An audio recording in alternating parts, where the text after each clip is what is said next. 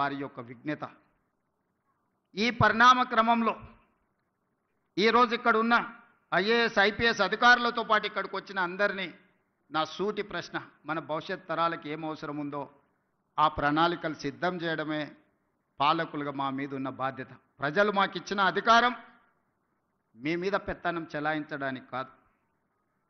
ప్రజలు ఇచ్చిన అధికారం ప్రజలకు ఉపయోగపడాలి. ప్రజల శ్రేయస్సు కోసం మేము విధి విధానాలను సృష్టించాలి. ఆ విధి విధానాలు భవిష్యత్ తరాలకు ఉపయోగపడాలన్న ఆలోచనే మా ప్రభుత్వం యొక్క ఆలోచన, ప్రజాపాలన యొక్క విధానం అని చెప్పి నేను ఈ సందర్భంగా చెప్పదలుచుకున్నాను. అందుకే ఈరోజు ఒక్కొక్కరికి ఒక బ్రాండ్ ఉంది అనేదైతే అంటున్నారు. ఈరోజు నా బ్రాండ్ యంగ్ ఇండియా. అందుకే ఈరోజు యంగ్ ఇండియా స్కిల్స్ యూనివర్సిటీని మనం మొదలు పెట్టుకున్నాం. యంగ్ ఇండియా స్పోర్ట్స్ యూనివర్సిటీని మనం మొదలు పెట్టుకుంటున్నాం. యంగ్ ఇండియా స్పోర్ట్స్ అకాడమీని మనం మొదలు పెట్టుకుంటున్నాం. నేను సౌత్ కొరియా విజిట్ చేసిన ఈ మధ్యకాలంలో మా మిత్రుడు శ్రీధర్ బాబు గారితో. హార్డ్లీ ఆ దేశం యొక్క జనాభా 10 to 12 మిలియన్స్. అంటే మన హైదరాబాద్లో ఎంత జనాభా ఉన్నారో ఆ దేశం మొత్తం జనాభా 1,20,00,000 మంది. కానీ ఒలింపిక్స్లో 32 మెడల్స్ వచ్చినాయి వాళ్ళకు. భారతదేశానికి గోల్డ్ మెడల్ గుండు 0. 140 కోట్ల జనాభా ఉన్న భారతదేశం ఒలింపిక్స్లో ఒక గోల్డ్ మెడల్ కూడా తేలేదు అని అంటే ఈ దేశం నిజంగా నిశ్చితంగా ఆలోచన చేయాల్సిన అవసరం ఉన్నదా లేదా ఈరోజు పాలకులు ఆలోచన చేయాలి. ఒక చిన్న దేశం. నేను అక్కడ సౌత్ కొరియన్ స్పోర్ట్స్ యూనివర్సిటీ ఒక 30 acres క్యాంపస్, జస్ట్ ఆ స్పోర్ట్స్ అకాడమీని నేను చూడడానికి వెళ్తే అక్కడ ఒక అమ్మాయి కలిసింది నాకు. ఆ అమ్మాయి ఆర్చరీలో 3 గోల్డ్ మెడల్స్ సాధించింది.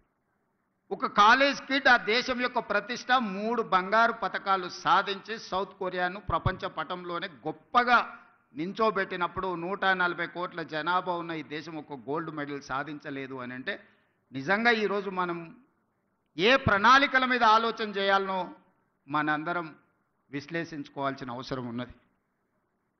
ఇవాళ ఫీ రియంబర్స్మెంట్, ఇతర పథకాలు లేకపోతే మన ఆర్థిక స్తోమత పెరగడం వల్ల తల్లిదండ్రులకు పిల్లల యొక్క విద్య మీద ప్రత్యేకమైన దృష్టి సారించడం వల్ల మన స్పెండింగ్ కెపాసిటీస్ పెరిగినాయి. లేదా మన ఆదాయాన్ని మొత్తం పిల్లల చదువుల కోసమే పెడుతున్నాం. కానీ చదువుకున్న పిల్లలకు చదువుకు తగ్గ ఉద్యోగము, వృత్తి నైపుణ్యం ఉన్నదా అంటే లేదు. There is an gap between demand and supply. ఈరోజు ప్రతి సంవత్సరం మన దగ్గర ఉన్న 175 ఇంజనీరింగ్ కాలేజీల నుంచి 1,10,000 మంది ఇంజనీరింగ్ గ్రాడ్యుయేట్లను తెలంగాణ రాష్ట్రం ఉత్పత్తి చేస్తుంది. ఇందులో నాణ్యత ఎంత అని అంటే ఎవరి దగ్గర దీనికి జవాబు లేదు. Just like that engineering graduate పట్టా తీసుకొని వస్తే వాళ్ళ తల్లిదండ్రులు పాపం గ్రామీణ ప్రాంతాలలో మా పిల్లవాడు ఇంజనీరింగ్ చదువుకున్నాడు. ముఖ్యంగా నా నియోజకవర్గం నుంచి పేదవాళ్ళు వస్తుంటారు, సార్ నువ్వు ముఖ్యమంత్రి గారివి ఎలాంటి పెద్ద కంపెనీలకు చెప్తే మా పిల్లోడికి ఉద్యోగం వస్తుంది. ఆ కంపెనీ వాళ్ళతో మాట్లాడితే వాళ్ళు అతన్ని ఇంటర్వ్యూ చేస్తే ఆయన అప్లికేషన్ ఫామ్ కూడా నింపుకోలేకపోతున్నాడు. సార్ ఏ రకంగా ఉద్యోగం ఇవ్వాలి, మేము ఈ బరువును మోయలేము, మేము ఒక మనిషిని తీసుకుంటే డబ్బులు కాదు, ఆఫీస్లో ఒక కుర్చీ, ఫ్యాను, ఏసీ, అతనికి కావాల్సిన అన్నీ ఇస్తే ఇట్లా ఒక 10 మంది మా సంస్థలో చేరినంటే మా సంస్థ ఉద్యోగాలు ఇచ్చుడు కాదు, మేము ఉద్యోగాలు ఎత్తుకుంటూ పోవాల్సి వస్తుంది సార్ అని చెప్తున్నారు వాళ్ళు. అందుకే ఈరోజు ఆలోచన చేసి 1,10,000 మంది ఇంజనీరింగ్ గ్రాడ్యుయేట్లను ప్రతి సంవత్సరం తయారు చేస్తున్న తెలంగాణ రాష్ట్రం వాళ్ళకి సాంకేతిక నైపుణ్యం నేర్పించాలి. ప్రపంచ దేశాలలో ముఖ్యంగా మిడిల్ ఈస్ట్ కంట్రీస్లో, డెవలప్డ్ కంట్రీస్లో కూడా చాలా ఆపర్చునిటీస్ ఉన్నాయి. కానీ డిమాండ్ సప్లైలో ఉన్న గ్యాప్తో మనం ఏం చేసుకోలేకపోతున్నాం. అందుకే ఆ గ్యాప్ను ఫిల్ చేయడానికి, డిమాండ్ అండ్ సప్లైలో ఒక బ్రిడ్జ్ బిల్డ్ చేయడానికి యంగ్ ఇండియా స్కిల్స్ యూనివర్సిటీని మనం ప్రారంభించుకున్నాం. Young India skills university public private partnership ఈ దేశంలోనే ఒక బెస్ట్ యూనివర్సిటీని తయారు చేయాలని మన నిర్ణయం తీసుకొని ఆ యూనివర్సిటీకి మహేంద్ర అండ్ మహేంద్ర కంపెనీస్ మీకు అందరికి తెలుసు. ఈరోజు రోడ్ల మీద ప్రతి 4 వెహికల్స్లలో ఒక వెహికల్ మహేంద్ర వెహికల్ ఉంటుంది. ఆ గ్రూప్ ఆఫ్ కంపెనీస్ చైర్మన్ మన young India skills university chairperson. ఒక ప్రైవేట్ కార్పొరేట్ కంపెనీ దిగ్గజాన్ని రాష్ట్ర ప్రభుత్వం ఒప్పించి మన తెలంగాణ రాష్ట్ర ప్రభుత్వం ప్రారంభించుకున్న యంగ్ ఇండియా స్కిల్స్ యూనివర్సిటీకి ఈరోజు చైర్పర్సన్గా ఉన్నాడు. ఈరోజు మహేంద్ర యూనివర్సిటీ ఉన్నది ఇక్కడ. సక్సెస్ఫుల్గా వాళ్ళ ఒక అకాడమీని నడపగలుగుతున్నారు. ఆ వ్యక్తినే తెలంగాణ రాష్ట్ర ప్రభుత్వం ఒప్పించి మన యంగ్ ఇండియా స్కిల్స్ యూనివర్సిటీకి ఈరోజు చైర్పర్సన్గా ఉండి 60 ఎకరాలలో ఫ్యూచర్ సిటీలో యూనివర్సిటీని నిర్మించడమే కాకుండా ఒక 500 నుంచి 600 కోట్ల కార్పస్ ఫండ్ ఆ బోర్డుకి ఇవ్వదలుచుకున్నాం. It is autonomous. వాళ్ళు ఏ రూపాయి కూడా రాష్ట్ర ప్రభుత్వం దగ్గరికి రావాల్సిన పని లేదు. ఆ బోర్డులో ఉన్న డైరెక్టర్లు ఈరోజు ఈ రాష్ట్రంలో, ఈ దేశంలో, ఇంక్లూడింగ్ వేదిక మీద ఉన్న పార్లమెంట్ సభ్యులు, అపోలో హాస్పిటల్స్ గ్రూప్, విశ్వేశ్వరరెడ్డి గారి ఫ్యామిలీ కూడా one of the board director in that young India skills university. ఎక్కడ రాజకీయపరమైన ఆలోచన చేయలే. దిగ్గజాలుగా రాణించిన వాళ్ళని బోర్డ్ ఆఫ్ డైరెక్టర్స్గా తీసుకున్నాం. రెడ్డి ల్యాబ్స్ కావచ్చు, అరబిందో కావచ్చు, ఇట్లాంటి కార్పొరేట్ కంపెనీలు సక్సెస్ స్టోరీ ఉన్నోళ్ళు మన young India skills university board of డైరెక్టర్స్గా ఉన్నారు. ఆ బోర్డ్ ఆఫ్ డైరెక్టర్స్కి చైర్పర్సన్గా ఆనంద్ మహేంద్ర ఉన్నాడు. ఈరోజు అదొక సక్సెస్ స్టోరీ కింద ప్రపంచానికే ఒక ఆదర్శంగా స్కిల్ డెవలప్మెంట్లో మనం ఇంతకుముందు స్కిల్స్లో మీకు డిప్లొమా ఉంది, సర్టిఫికెట్ కోర్స్ ఉంది, కానీ డిగ్రీ లేదు. ఇప్పుడు మన యూనివర్సిటీ నుంచి డిగ్రీ ఇస్తున్నాం. ఎందుకంటే వాళ్ళు ఫ్యూచర్లో వాళ్ళు మాస్టర్స్ చదవాలంటే డిగ్రీ సర్టిఫికెట్ లేకపోతే వాళ్ళు ఫర్దర్గా చదవలేరు. అందుకే ఆలోచన చేసి ఆ యంగ్ ఇండియా స్కిల్స్ యూనివర్సిటీలో చదువుకున్న వాళ్ళకు 4 ఇయర్స్ కోర్స్ కంప్లీట్ చేస్తే వాళ్ళకు డిగ్రీ సర్టిఫికెట్ ఇచ్చి ఇతర దేశాలలో మాస్టర్స్ చదువుకోవడానికి వాళ్ళకు అవకాశం కల్పించినాం. థియరీనే కాకుండా 50% ఆఫ్ ద అకాడమిక్ టైంలో ప్రాక్టికల్స్ ఆయా కార్పొరేట్ కంపెనీలే డైరెక్ట్గా తీసుకొని వాళ్ళ కంపెనీలలో వాళ్ళకి ట్రైనింగ్ ఇచ్చి డైరెక్ట్ రిక్రూట్మెంట్. ఈరోజు స్కిల్స్ యూనివర్సిటీలో శిక్షణ పొందే వాళ్ళను డైరెక్ట్గా ముందుగానే కార్పొరేట్ కంపెనీలు వాళ్ళ దాంట్లో అబ్జర్వ్ చేసుకుంటున్నారు. సో ఈ మధ్య ఫస్ట్ బ్యాచ్ తీసుకున్నారు, అందరికీ ఉద్యోగాలు వచ్చినాయి. అందరికి ఎంతమంది చేరారో 100% యంగ్ ఇండియా స్కిల్స్ యూనివర్సిటీలో జాయిన్ అయిన ప్రతి యువకుడికి, యువతికి ఈరోజు ఉద్యోగ భద్రత ఉన్నది. వాళ్ళకి సిలబస్ నుంచి శిక్షణ వరకు ఆ కార్పొరేట్ కంపెనీలే బాధ్యత తీసుకున్నాయి. ఉద్యోగ భద్రతను ఆ కార్పొరేట్ కంపెనీలే కల్పిస్తున్నాయి. అదే కాకుండా ఈరోజు యంగ్ ఇండియా స్పోర్ట్స్ యూనివర్సిటీని కూడా మనం as a policy we have taken a decision. ఇప్పుడు ఆ young India sports university, sports అకాడమీకి కూడా ఈ దేశంలో ఉండే పెద్ద కార్పొరేట్ కంపెనీలు అందరినీ చేసి పెద్ద కంపెనీల యజమానులే ముందుకు వచ్చారు ఆ బోర్డుకి లేకపోతే ఆ యూనివర్సిటీకి చైర్పర్సన్కి ఉంటామని. ఇప్పుడు ఆ పోటీ పడే వాళ్ళ దగ్గరలో కొంతమందిని షార్ట్ లిస్ట్ చేసి ఈరోజు మనం తీసుకోవాలనుకుంటున్నాం. ఇదే కాదు, ఈరోజు ఎస్సీ, ఎస్టీ, బీసీ మైనారిటీలకు రెసిడెన్షియల్ స్కూల్స్ పెట్టిన మేము చెప్పినాం. కానీ ఏ స్కూల్కి కానీ ఎక్కడ కనీస వసతులు కూడా లేవు. చిన్న చిన్న పౌల్ట్రీ ఫామ్లలోనో లేకపోతే 4 రూముల్లో 2000 మంది స్టూడెంట్స్ని ఉంచే పరిస్థితి. 4 బాత్రూమ్లు ఉంటే 2000 మంది పిల్లలు ఉన్నారు. ఒక్క బాత్రూమ్ ఉంటే 1000 మంది ఆడపిల్లలు ఉన్నారు. ఇట్లాంటి పరిస్థితుల్లో మన దగ్గర ప్రారంభించిన SC, ST, BC minority residential schools ఏవైతే ఉన్నాయో వాటన్నిటిని కూడా నిశితంగా గమనించి young India integrated residential schools అని ఒక 25 ఎకర్స్ క్యాంపస్ విత్ 200 crores డెవలప్మెంట్తోని మొన్ననే 58 స్కూళ్ళకు పర్మిషన్ ఇచ్చిన ప్రతి నియోజకవర్గంలో ఒక young India integrated residential schools where they can study more than 2500 students in one campus. SC, ST, BC minority and other స్టూడెంట్స్ని ఒక కార్పొరేట్ స్కూళ్ళతో, కార్పొరేట్ కాలేజీలతో, ఒక యూనివర్సిటీతో పోటీ పడే విధంగా 25 ఎకరాలల్లో ఇన్ఫ్రాస్ట్రక్చర్ కోసం ఈచ్ స్కూల్కి 200 crores, మొన్ననే 11,500 crores మన బడ్జెట్లో ఫండ్స్ రిలీజ్ చేసిన. ఎందుకంటే ఈ దేశం భవిష్యత్తు తరగతి గదుల్లో ఉన్నది. తొందరలోనే నిన్నమన్న బేసిక్ ఎడ్యుకేషన్లోనే గవర్నమెంట్ విధానంలో ఒక చిన్న అస్పష్టత ఉన్నదని నాకు అనిపించింది. నిన్నమన్న ఎక్స్పర్ట్స్తోని, ఎడ్యుకేషన్ కమిషన్తోని, జయప్రకాష్ నారాయణ లాంటి వాళ్ళతో చాలామందితో నేను చర్చలు చేసిన. ప్రైవేట్ స్కూల్కి గవర్నమెంట్ స్కూల్కి ఉన్న తేడా అయ్యింది. ఈ దేశంలో, ఈ రాష్ట్రంలో 29,500 గవర్నమెంట్ స్కూల్స్ ఉంటే 18,50,000 మంది స్టూడెంట్స్ ఉన్నారు. కానీ ప్రైవేట్లో 11,500 స్కూల్స్ ఉంటే 36 లక్షల మంది స్టూడెంట్స్ ఉన్నారు. కానీ టీచర్స్ ఎడ్యుకేషన్ క్వాలిఫికేషన్ చూపిస్తే గవర్నమెంట్ స్కూల్స్లో ఉన్న వాళ్ళు ఫార్ బెటర్, హైయెస్ట్ క్వాలిఫికేషన్ ఉంది గవర్నమెంట్లో ఉన్న వాళ్ళకి. ఎంఏ, పీజీలు, పిహెచ్డీలు చేసిన వాళ్ళు ఉన్నారు, ఎంఏ, బిఎడ్ చేసిన వాళ్ళు ఉన్నారు.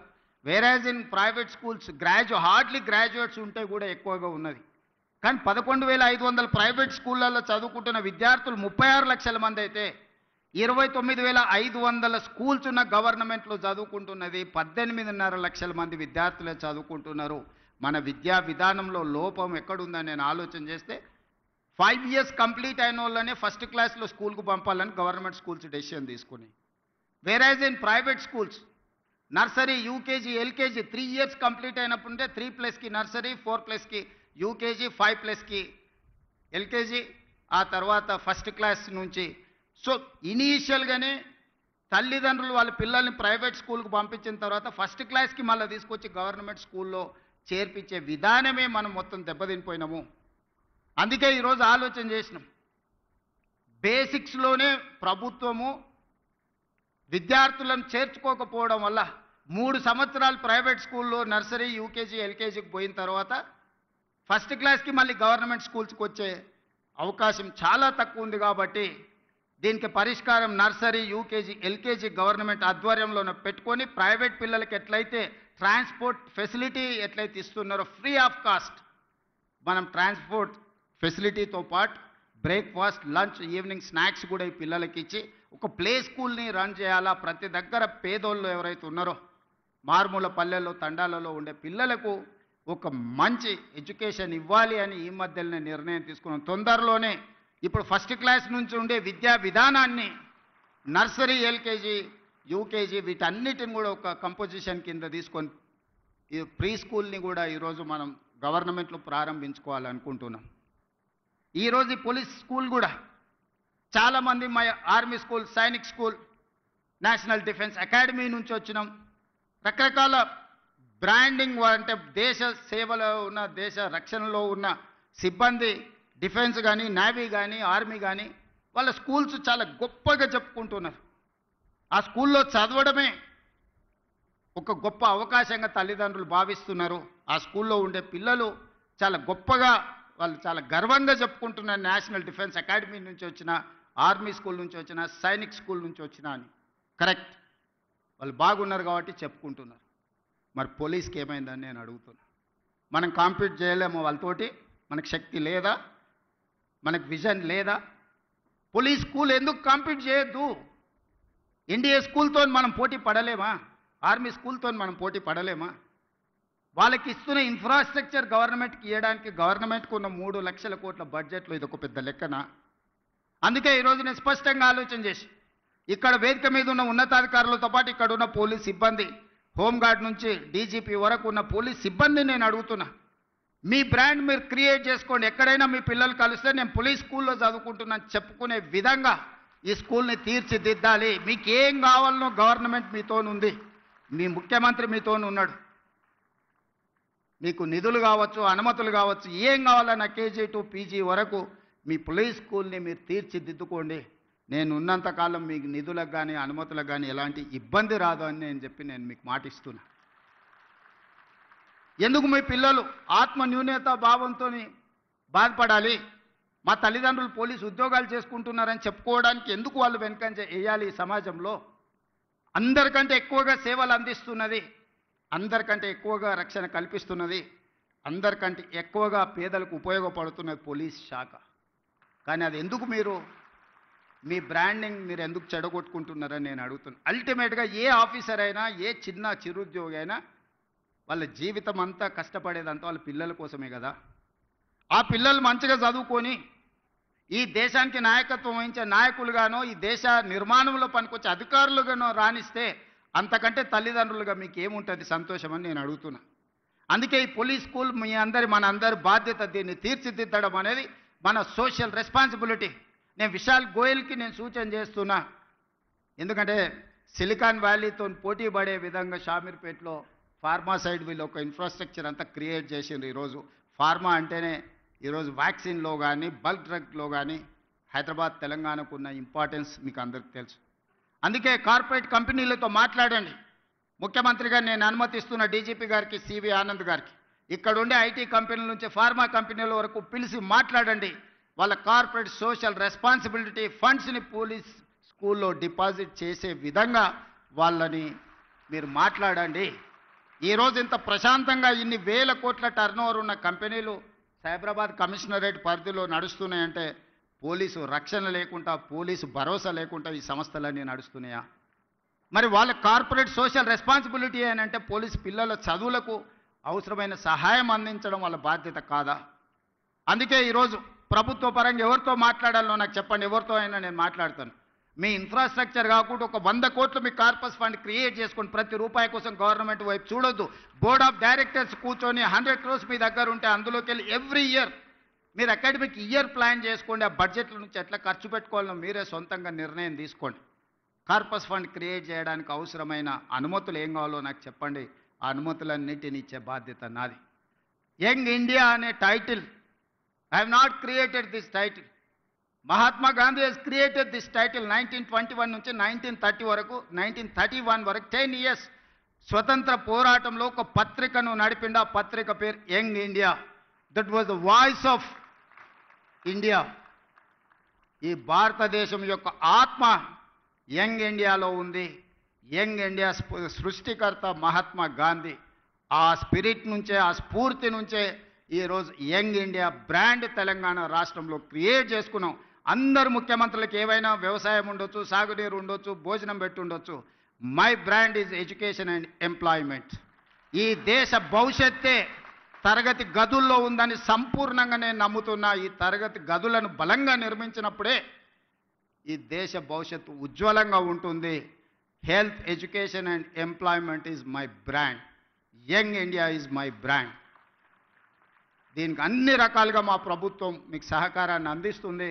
తక్కువ సమయంలో ఇంత మంచి క్యాంపస్ని క్రియేట్ చేసినందుకు అందరినీ మనస్ఫూర్తిగా అభినందిస్తూ, పోలీస్ శాఖ సిబ్బందికి అందరికి సూచన చేస్తున్నాం, మీ పిల్లల్ని ఇక్కడ చేర్పించండి.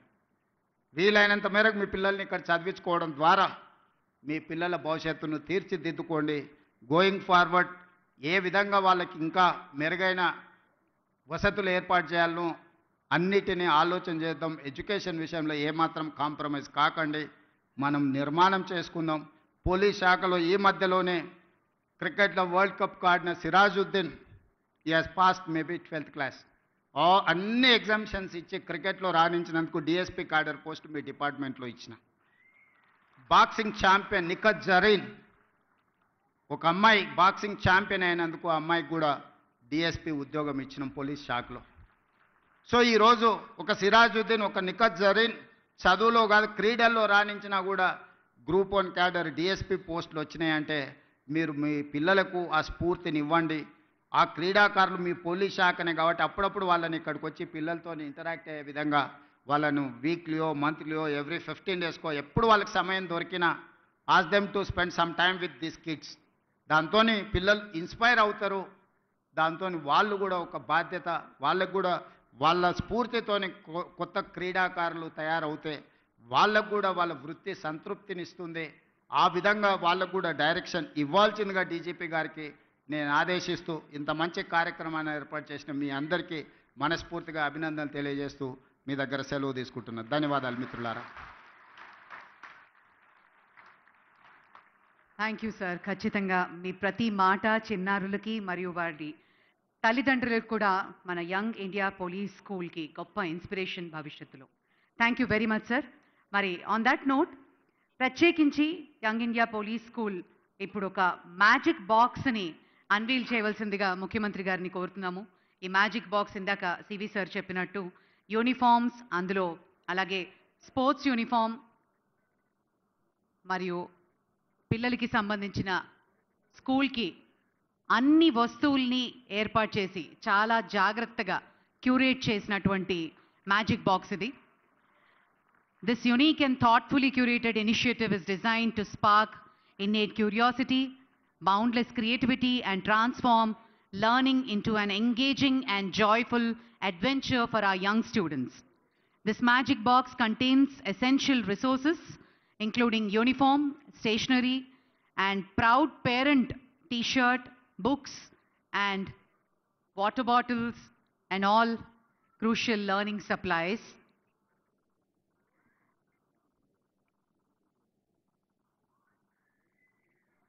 ఎంతో జాగ్రత్త తీసుకుని ఒక్కొక్క ఐటెంని కూడా తీర్చిదిద్దడం జరిగింది.